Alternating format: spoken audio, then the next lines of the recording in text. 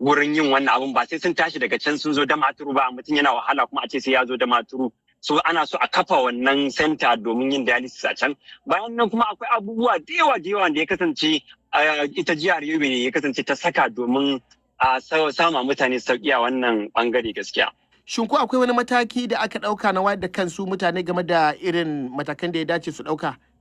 Babu shakka a yanzu haka da yake ma magana shi kwamishinan health na jihar Yobe akwai kokari da suke yi domin ya kasance sun je su communities din nan da ya kasance aka gano wannan abubuwa suna da yawa a gurinsu domin a wayar musu da kai akan irin abubuwan da ya kamata su yi kamar early intervention kenan saboda ita wannan abu in yau aka gane da wuri an fi iya manajin nata kuma bayan haka akwai abubuwa da yawa da ya kasance yanzu ake planning dukkan lokacin da muka gama wannan bincike aka ce gashi nan kuma muka bada recommendation wanda ita gwamnatin jihar Yobe za ta yi saka aje ana ta wayar da kan mutane kuma bayan ana yin programs da zai kasance an iya gane wanda suke da potential din kama cutar nan domin a yi arrestin nata kafin lokacin yayi. So gaskiya akwai abubuwa da yawa da suke kan pipeline din wanda insha Allah nan da watanni kaɗan dai na san da kan cewa jama'a za su gani kuma za su ji daɗi sosai akan abin. To daga ƙarshe Farfesa ban san kila akwai ɗan wani abu da kake so ka ƙara ba haka. Abu da ɗaya da yake so dai mu fahimta shine da muka zo min wannan binciken mun gaya wa jama'a kuma kamar yadda muka gaya shi ma mai girma gwamna a kwamiti level ɗin kan cewa wannan abu ne da mun zo mu bincike na iya bincike mu ga menene asali yake kawo wannan abin. Wato mu ba za mu iya ce a yanzu hakan nan ko ruwan nan bane saboda binciken yana kan faruwa.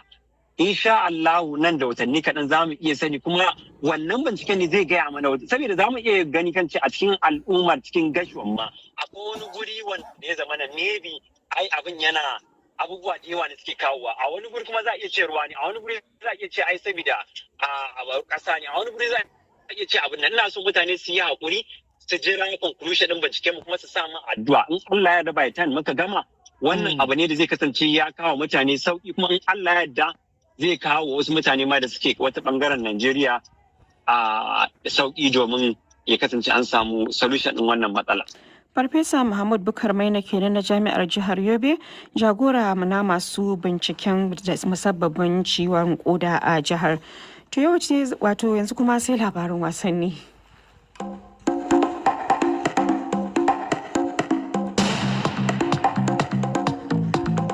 yau za a kammala wasa na uku cikin rukuni na 5 da na 6 daga nan a fara zagaye na biyu a gasar cin kofin nahiyar Afirka da ke faruwa a kasar Morocco.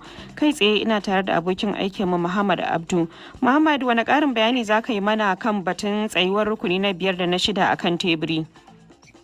To Badariya za a yi wasa guda biyu a yammacin nan shi ne tsakanin Equatorial Guinea da Algeria sai kuma Sudan da Burkina Faso, can da daddare kuma ai wasa tsakanin Gabon da Ivory Coast sai kuma Mozambique da Kamaru. Kamar yadda kika tambaya rukunin na 5, Algeria ce ta da maki 6 sai Burkina Faso ta 3 da maki 3 sai Sudan da maki 3 sannan ta karshe kuma ita ce Equatorial Guinea da bata da maki. Rukuni na 6 kuma wato tawagar Ivory Coast mai kofi a hannu ita ce ta 1 da maki 4 sai Kamaru ma maki 4 sannan Mozambique maki 3 da kuma Gabon wacce ba ta da maki ko daya. Shin bayan wasannin yau din daga nan za a zabo kasashe 4 a hada da 12 da suka kai zagayen gaba kai tsaye, kawo yanzu an fayyace waɗannan kasashen a gurguje? Yanzu dai kafin a gama wayannan wasannin an zabo Mozambique da Sudan da kuma Benin dukan su maki uku ne da su, sai kuma Tanzania mai maki na 2. Yau idan an karasa wayannan wasannin za a samu wacce za a cike da ita kuma. To yaushe ne za a fara karawar zagaye na 2 a babbar gasar ta Afirka? To idan Allah ya kai mu rana Asabar 3 ga watan Janairu kenan za a fara tsakanin Mali da Tunisia a Casablanca sai kuma Senegal da wata ta 3 a rukuni na 5 a Tanja. To mun gode sosai Muhammad Abdu Mamman Skifa. To madalla mu ma za mu ce muku da haka muka kawo ƙarshen shirin namu da Abdu Halilu ya haɗa shi. Fatahu Muhammad ya sada ni da ku, Badriya Tijjani Kalarawi ke sallama da ku daga nan sashen Hausa na BBC.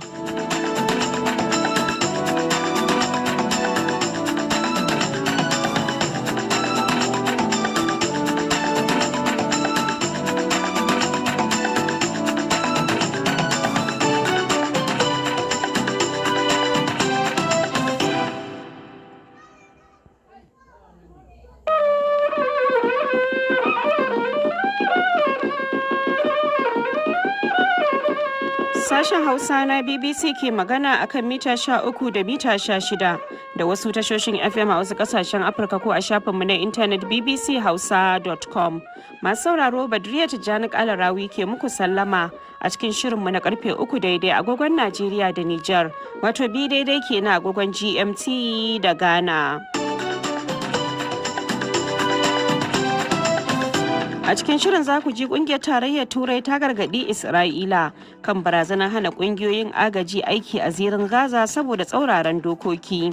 Masu zanga-zangar tsadar rayuwa a Iran sun kai hari ofishin gwamnati da kuma lalata gine-gine da jikkata 'yan sanda.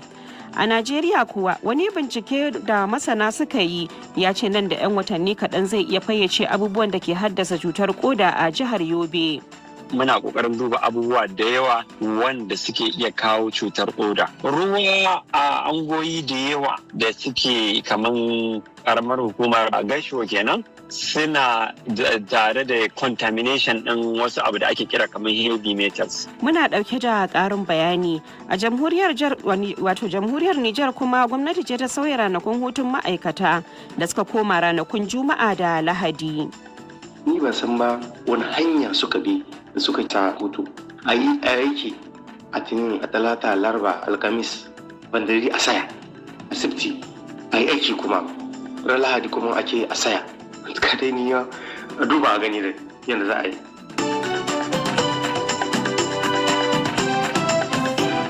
To amma bar mu fara da labaran duniya. Ƙungiyar Tarayyar Turai ta ce sabuwar dokar Isra'ila da ta haramta ƙungiyoyin agaji sama da 30 gudanar da aiki a zirin Gaza da yamma da gabar kogin Jordan za ta yi tarnaƙi wajen isa ga Falasɗinawa da ke tsananin buƙatar taimako. Gwamnatin Isra'ila ta ce ƙungiyoyin sun gaza ba da cikakkun bayanan Falasɗinawan da suke wa aiki, wanda ta ce dole ta ɗauki mataki domin kauce faɗawar kayan agajin ga ƙungiyar Hamas. Shugaban hukumar agaji a Tarayyar Turai Hajji Habib ta ce dokokin kare haƙƙin ɗan adam na duniya sun bayyana ƙararrar cewa dole a baiwa masu buƙatar agaji taimako a duk inda suke, sai dai Isra'ilar ta ce za ta ci gaba da shigar da agajin ta hannun waɗanda aka aminta da su ciki kuwa har da hukumomin Majalisar Ɗinkin Duniya. Jami'ai a Iran sun ce mutane sun kai hari tare da lalata gine-gine da ofishin gwamnati a yankin Fars da ke kudancin kasar kuma an jikkata 'yan sanda 3. Kawo yanzu ba a san dalilin hakan ba, sai dai wannan na zuwa ne yayin da aka shiga kwanaki 4 da fara zanga-zanga kan tsadar rayuwa da karyewar darajar kudin kasar wato riyal. A jiya talata ɗaliban jami'o'i sun shiga zanga-zangar wadda 'yan kasuwa da masu shaguna suka fara a ranar Asabar ɗin makon da ya wuce. Babban mai shigar da ƙara na ƙasar ya ce mutane na da 'yancin yin zanga-zangar lumana, to amma kuma babu halasci kan farwa dukiyar jama'a da lalata kadarorin gwamnati da kuma haddasa rashin tsaro, kuma gwamnatin za ta ɗauki mataki kan hakan. An yi wa sojin Cambodia